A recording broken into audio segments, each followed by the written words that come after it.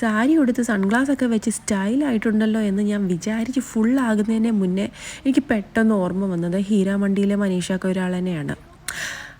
അതൊക്കെ പോട്ടെ. സാരി ഉടുത്തത് എൻ്റെ ഒരു ക്ലോസ് ഫ്രണ്ടുണ്ട്. പുള്ളിക്കാരിയുടെ കുഞ്ഞിൻ്റെ റൈസ് ഫീഡിങ് സെറിമണിക്ക് വേണ്ടിയാണ് ഇന്ന് വലിയ കാര്യത്തെ സാരിയൊക്കെ ഉടുത്തത്. പേര് കേൾക്കുമ്പോൾ എന്തോ വലിയ വിജൃംഭിച്ച പരിപാടിയാണെന്ന് നിങ്ങൾക്ക് തോന്നുമെങ്കിലും അതല്ല, ചോറൂണ്. അതിനാണ് ചോറൂണ്. നമുക്ക് വെരി സില്ലിയായിട്ട് തോന്നുമെങ്കിലും അവർക്ക് അതങ്ങനെയല്ല. അവരുടെ ഒരു മെയിൻ ഇവൻ്റാണ് ഇത്. കുഞ്ഞ് ഏതായാലും പരിപാടിക്ക് മുന്നേ തന്നെ ചോറ് കഴിച്ചുകൊണ്ട് ആ സ്റ്റെപ്പ് അങ്ങോട്ട് ഒഴിവാക്കി.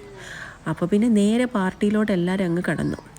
എൻ്റെ അഭിപ്രായത്തിൽ എല്ലാ പാർട്ടീസിലും ഒരു ബൗൺസി ഹൗസ് മസ്റ്റായിട്ടും വേണം. പിന്നെ പിള്ളേരെ വേറെ എൻ്റർടൈൻ ചെയ്യേണ്ട ആവശ്യമില്ലല്ലോ. പരിപാടി തുടങ്ങിയപ്പോൾ നല്ല ചുട്ട് പൊള്ളണ വെയിലായിരുന്നു. അരമണിക്കൂർ കഴിഞ്ഞ് നല്ല തകർപ്പൻ മഴയും. അതോടെ പിള്ളേരുടെ കാര്യം ഗോവിന്ദ. വേറെ എൻ്റർടൈൻമെൻ്റ് ഇല്ലല്ലോ.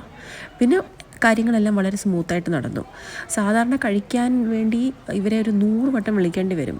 ഇന്ന് അതിൻ്റെ ആവശ്യം ഉണ്ടായില്ല. അവർ തന്നെ വന്നിരുന്നു, വേണ്ട ഫുഡൊക്കെ ചോദിച്ച് മേടിച്ച് കഴിച്ചു. അപ്പോൾ എൻ്റെ അഭിപ്രായത്തിൽ ഒരു പരിപാടിയിൽ ഒരു ബൗൺസി ഹൗസും വേണം. പകുതി നേരം ആകുമ്പോൾ നല്ല മഴയും പെയ്യണം. അപ്ഡേറ്റഡ് അഭിപ്രായം എല്ലാവരും ഒന്ന് നോട്ട് ചെയ്തോളൂ കേട്ടോ. അങ്ങനെ എല്ലാം മംഗളമായി നടന്നു. വയറും നിറഞ്ഞു, മനസ്സും നിറഞ്ഞു. ഞങ്ങൾ ചായയുടെ സമയമായപ്പോൾ തിരിച്ച് വീട്ടിലെത്തുകയും ചെയ്തു.